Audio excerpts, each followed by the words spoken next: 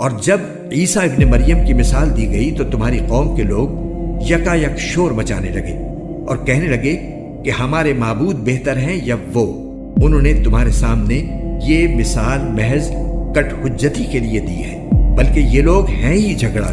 وہ یعنی عیسیٰ علیہ السلام تو بس ہمارے ایک بندے تھے جن پر ہم نے انعام کیا تھا اور بنی اسرائیل کے لیے ان کو ایک نمونہ بنایا تھا۔ اور اگر ہم چاہیں تو تم سے فرشتے پیدا کر دیں جو زمین میں ایک دوسرے کے جانشین بن کر رہا کریں، اور یقین رکھو کہ وہ یعنی عیسیٰ علیہ السلام قیامت کی ایک نشانی ہے، اس لیے تم اس میں شک نہ کرو اور میری بات مانو، یہی سیدھا راستہ ہے۔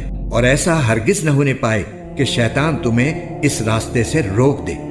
یقین جانو وہ تمہارا کھلا دشمن ہے۔ اور جب عیسیٰ کھلی ہوئی نشانیاں لے کر آئے تھے تو انہوں نے لوگوں سے کہا تھا کہ میں تمہارے پاس دانائی کی بات لے کر آیا ہوں، اور اس لیے لایا ہوں کہ تمہارے سامنے کچھ وہ چیزیں واضح کر دوں جن میں تم اختلاف کرتے ہو، لہٰذا تم اللہ سے ڈرو اور میری بات مان لو۔ یقیناً اللہ ہی میرا بھی رب ہے اور تمہارا بھی رب ہے، اس لیے اس کی عبادت کرو، یہی سیدھا راستہ ہے۔ پھر بھی ان میں سے کئی گروہوں نے اختلاف پیدا کیا، چنانچہ ان ظالموں کے لیے ایک دردناک عذاب کی وجہ سے بڑی خرابی ہوگی۔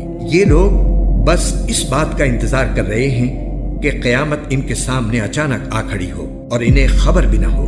اس دن تمام دوست ایک دوسرے کے دشمن ہوں گے سوائے متقی لوگوں کے، جن سے کہا جائے گا کہ اے میرے بندو، آج تم پر نہ کوئی خوف طاری ہوگا اور نہ تم غمگین ہوگے۔ اے میرے وہ بندو جو ہماری آیتوں پر ایمان لائے تھے اور فرمانبردار رہے تھے، تم بھی اور تمہاری بیویاں بھی خوشی سے چمکتے چہروں کے ساتھ جنت میں داخل ہو جاؤ۔ ان کے آگے سونے کے پیالے اور گلاس گردش میں لائے جائیں گے، اور اس جنت میں ہر وہ چیز ہوگی جس کی دلوں کو خواہش ہوگی اور جس سے آنکھوں کو لذت حاصل ہوگی۔ ان سے کہا جائے گا کہ اس جنت میں تم ہمیشہ رہو گے، اور یہ وہ جنت ہے جس کا تمہیں اپنے اعمال کے بدلے وارث بنا دیا گیا ہے۔ اس میں تمہارے لیے خوب افراط کے ساتھ میوے ہیں جن میں سے تم کھاؤ گے۔ البتہ جو لوگ مجرم تھے وہ دوزخ کے عذاب میں ہمیشہ رہیں گے، وہ عذاب ان کے لیے ہلکا نہیں پڑنے دیا جائے گا، اور وہ اس میں مایوس پڑے ہوں گے۔ اور ہم نے ان پر کوئی ظلم نہیں کیا، لیکن وہ خود ہی ظالم لوگ تھے۔ اور وہ دوزخ کے فرشتے سے پکار کر کہیں گے کہ اے مالک، تمہارا پروردگار ہمارا کام ہی تمام کر دے۔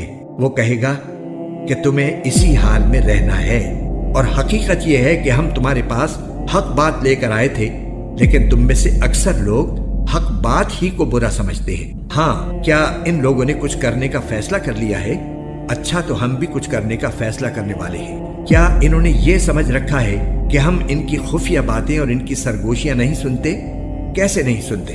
نیز ہمارے فرشتے ان کے پاس ہیں، وہ سب کچھ لکھتے رہتے ہیں۔ اے پیغمبر، کہہ دو کہ اگر خدا رحمان کی کوئی اولاد ہوتی تو سب سے پہلا عبادت کرنے والا میں ہوتا۔